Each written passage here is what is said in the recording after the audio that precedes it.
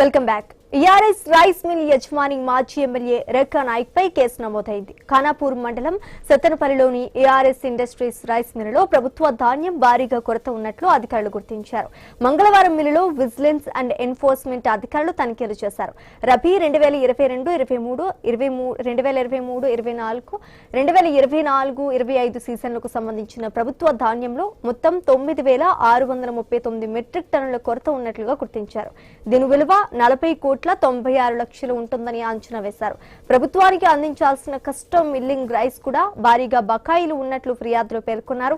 ఈ వ్యవహారంపై తెలంగాణ రాష్ట్ర పౌర సరఫరాల సంస్థ జిల్లా మేనేజర్ చుంచు సుధాకర్ ఫిర్యాదుతో మాజీ ఎమ్మెల్యే అజ్మీరా రేఖా శ్యామ్ నాయక్ పై ఖానాపూర్ పోలీస్ స్టేషన్లో కేసు నమోదైంది. ప్రభుత్వ ధాన్యం దుర్వినియోగం, నిధుల నష్టం, ప్రజా పంపిణీ వ్యవస్థపై ప్రభావం లాంటి అంశాలపై విచారణను పోలీసులు కొనసాగిస్తున్నారు.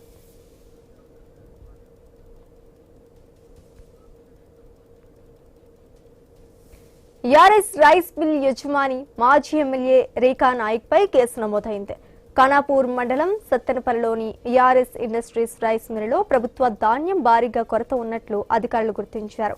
మంగళవారం మిల్లులో విజిలెన్స్ అండ్ ఎన్ఫోర్స్మెంట్ అధికారులు తనిఖీలు చేశారు.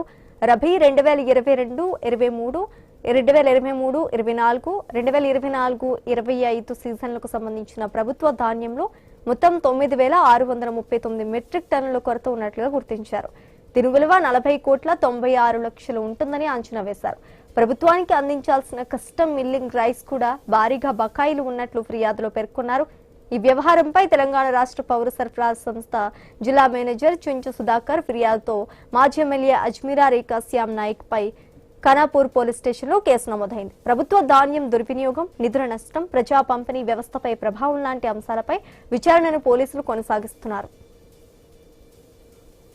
ఇక ఇదే అంశానికి సంబంధించి పూర్తి డీటెయిల్స్ మా ప్రతినిధి శ్రీనివాస్ అందిస్తారు. శ్రీనివాస్.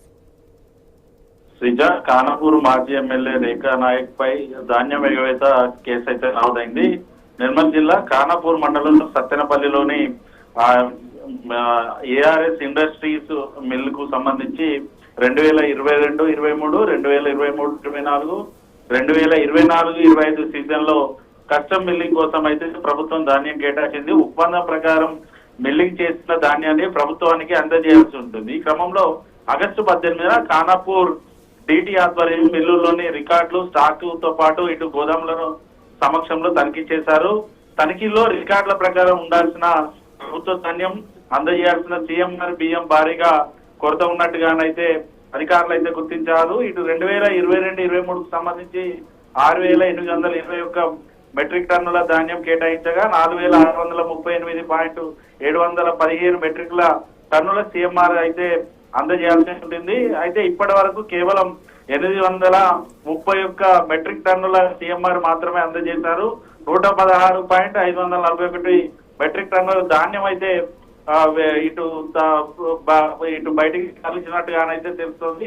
దీంతో 5,482 మెట్రిక్ టన్నుల ధాన్యం అందుబాటులో ఉండాల్సి ఉండగా తనిఖీలలో మిల్లులో ధాన్యము, బియ్యం ఏది కనిపించకపోవడంతో అధికారులు అయితే ప్రస్తుతానికి కేసులు నమోదు చేశారు.